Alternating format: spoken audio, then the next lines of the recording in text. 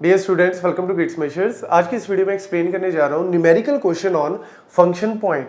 Function point के ऊपर किस तरीके से न्यूमेरिकल क्वेश्चन आ सकता है, कैसे हम कैलकुलेट करते हैं total number of function points, वो सारी चीजें आपको इस वीडियो में बताऊंगा। तो इसलिए लास्ट तक इस वीडियो को जरूर देखें, क्योंकि मैक्सिमम कहानी फंक्शन पॉइंट की आपको इसी से समझ आ जाएगी। तो देखो, यहाँ पे अगर हम बात करें, हमने देखा था कि जो हमारा फंक्शन पॉइंट है, लास्ट क्लास में मैंने आपको फंक्शन पॉइंट की सारी थ्योरी करवा दी है कि फंक्शन पॉइंट का फॉर्मूला जो है, फंक्शन पॉइंट बेसिकली दो चीजों के ऊपर डिपेंड कर रहा है। एक हमारे पास जो अनएडजस्टेड फंक्शन पॉइंट, जिसको बोलते हैं यूएफपी, अनएडजस्टेड फंक्शन पॉइंट्स, और दूसरा है हमारे पास वैल्यू एडजस्टमेंट फैक्टर्स। इन दोनों चीजों के ऊपर डिपेंड करता है। अब यार ये जो यूएफपी है, अनएडजस्टेड फंक्शन पॉइंट है, इसके अंदर हम लोग इन 5 वैल्यूज को कंसीडर करते हैं। मतलब हमारे पास जो सॉफ्टवेयर, जो प्रोडक्ट, जो मॉड्यूल हम लोग क्रिएट करने जा रहे हैं, उसके अंदर कितने नंबर ऑफ एक्सटर्नल इनपुट्स हैं, बाहर से कितने इनपुट ले रहे हैं, आउटपुट कितनी जा रही है, इंक्वायरीज कितनी आ रही है, फाइल्स, लॉजिकल फाइल्स कितनी है, एक्सटर्नल इंटरफेसेस कितनी है, ये सारे के सारे हमें नंबर्स दिए हुए हैं, जो कि हमने किसके अंदर कंसीडर करने हैं, यूएफपी के अंदर। लेकिन हमें डायरेक्टली इनको टोटल नहीं करना। आप डायरेक्टली करोगे कि भैया इनपुट इतने, आउटपुट इतने हैं, इन सबको टोटल कर दो, नहीं। इसमें थोड़ा सा एक कॉन्सेप्ट क्या कहता है कि हमें यहां पे इनके वेइंग फैक्टर्स दे रखे हैं। क्या दे रखे हैं? इनके वेटिंग फैक्टर्स दे रखे हैं। वेइंग फैक्टर जिनको हम बोलते हैं, इसको आप ऐसे मान के चलो, आप इंडिया में खड़े हो, अब आपके पास लेट्स सपोज $100 आ जाए कहीं से, तो आप $100 को कैसे खर्चोगे? आपके दिमाग में तुरंत आएगा $100 80 से मल्टीप्लाई करो, अगर यूएस डॉलर है तो मतलब मेरे पास इतने रुपए होंगे। अगर आपको लेट्स सपोज 100 पाउंड कोई दे दे, स्टर्लिंग पाउंड, तो आप उसको क्या करोगे? लेट्स सपोज 100 से मल्टीप्लाई करोगे। यूरो दे दो तो आप उसको 80 90 जितनी भी वैल्यू से मल्टीप्लाई करोगे। तो कहने का मतलब क्या है, उसकी हरेक की एक वेइंग वैल्यू है, हरेक का एक वैल्यू है कि आप उसको डायरेक्टली 100 रुपए मार्केट में खर्चने नहीं जाओगे।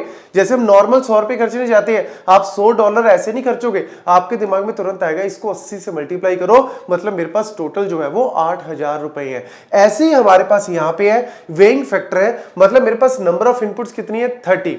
लेकिन ये जो नंबर ऑफ इनपुट्स होती हैं, आउटपुट होती हैं, इनके अंदर मेनली जो हमने लास्ट वीडियो में देखा था, एक टेबल होता है कि आपके सिंपल्स है, या फिर आपका जो प्रोडक्ट है वो आप एवरेज लेवल का बना रहे हो, या फिर आपका कॉम्प्लेक्स लेवल के फंक्शंस है। तो उसके हिसाब से टेबल में जो है वो वैल्यूज होती हैं, उनसे आपको मल्टीप्लाई करना होता है। लेकिन इस क्वेश्चन में, और मेजरली अगर आपको न्यूमेरिकल आता है, तो आपको वेइंग फैक्टर हो सकता है दे भी दें, जैसे इस क्वेश्चन में आपको दे दिए, तो आपको वो टेबल रटने की जरूरत नहीं है, आप डायरेक्टली से डेटा जो है वो निकाल सकते हो। तो यहाँ पे वो कह रहा है कि जो इनपुट है उसका वेइंग फैक्टर कितना है? 4, तो आप इसको सीधा सीधा 4 से मल्टीप्लाई कर दो। जो आपकी आउटपुट है उसका है वेइंग फैक्टर 5, तो आप इसको 5 से मल्टीप्लाई कर दो। डायरेक्टली नहीं यूज करना, आप उससे मल्टीप्लाई करो। नेक्स्ट जो है वो 4 है, और उसके बाद हमारे पास जो एफ है उसका है 10, और इसके अलावा हमारे पास जो एक्सटर्नल इंटरफेसेस है उसका वेइंग फैक्टर है 7।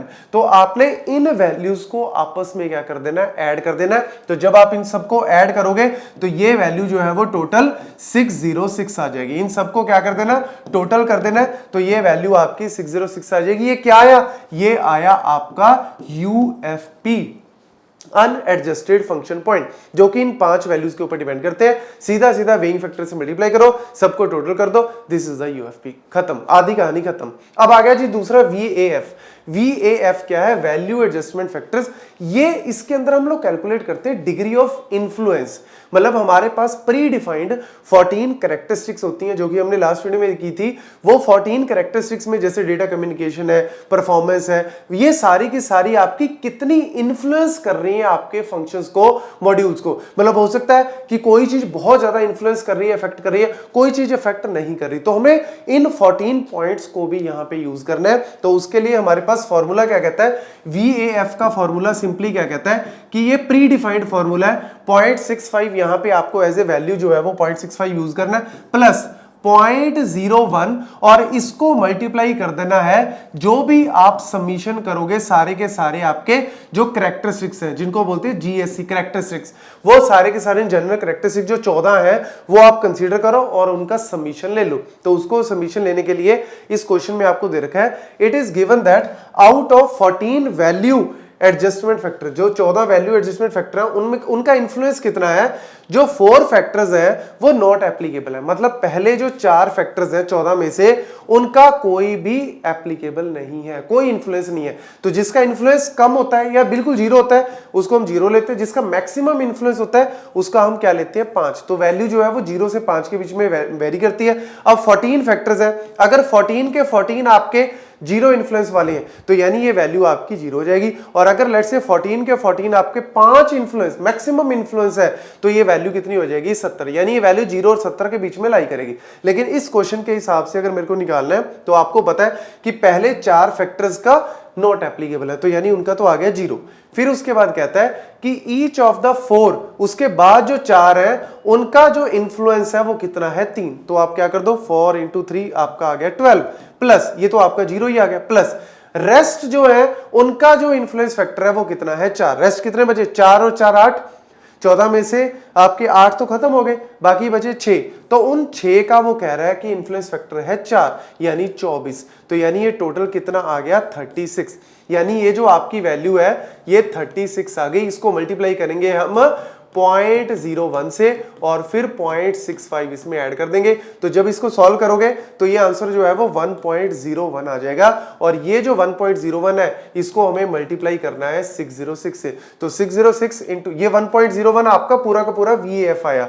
तो जब आप इसको पूरे को सॉल्व करोगे आपका आंसर 612 पॉइंट समथिंग आ जाएगा, मतलब आप 612 फंक्शन पॉइंट कैलकुलेट कर सकते हो इस तरीके से।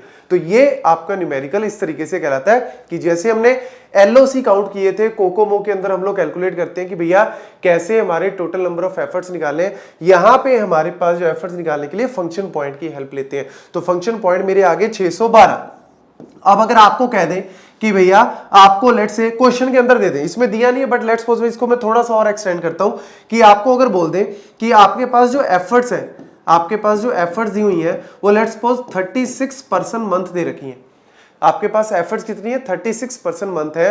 तो आपको अगर प्रोडक्टिविटी निकालनी है तो प्रोडक्टिविटी का फॉर्मूला कितना है, कितने प्रोड्यूस कर सकते हो, करने कितने हैं 612 और पर मंथ के हिसाब से आपको कितने हैं 36। तो अगर आप इसको करोगे तो 17, this is the productivity for you. तो ये वैल्यूज अगर आप इसको बढ़ाना चाहते हो, अब ऐसे ही आपको बोल दे कि भैया पर मंथ की अगर कॉस्ट 1000 है तो प्रोडक्टिविटी अगर एक महीने की आपकी इतनी है तो 1000 अगर आपकी टोटल एक महीने की लग रही है तो ऑब्वियसली टोटल फिर आपकी कितनी होगी 17,000 आपकी टोटल जो है वो प्रोडक्टिविटी की कॉस्ट हो जाएगी। तो मतलब आप इसको फर्दर एक्सटेंड कर सकते हो। वैसे तो फंक्शन पॉइंट तक कर लो, इतना भी सफिशिएंट है कि कैसे हम फंक्शन पॉइंट को कैलकुलेट करते हैं, दो चीजों के ऊपर वैल्यू करें और उसको आप सीधा ये फॉर्मूला आपको याद रखना है। जो वैल्यूज निकालनी है वो मैंने आपको निकाल के दिखा दी कि किस तरीके से ये जो आपका influence values degree of influence निकालते हैं, फिर उसको मल्टीप्लाई करके टोटल VF निकल जाएगा, उसको फिर मल्टीप्लाई कर दो UF, फिर ये आपका फंक्शन पॉइंट कहलाता है। Thank you.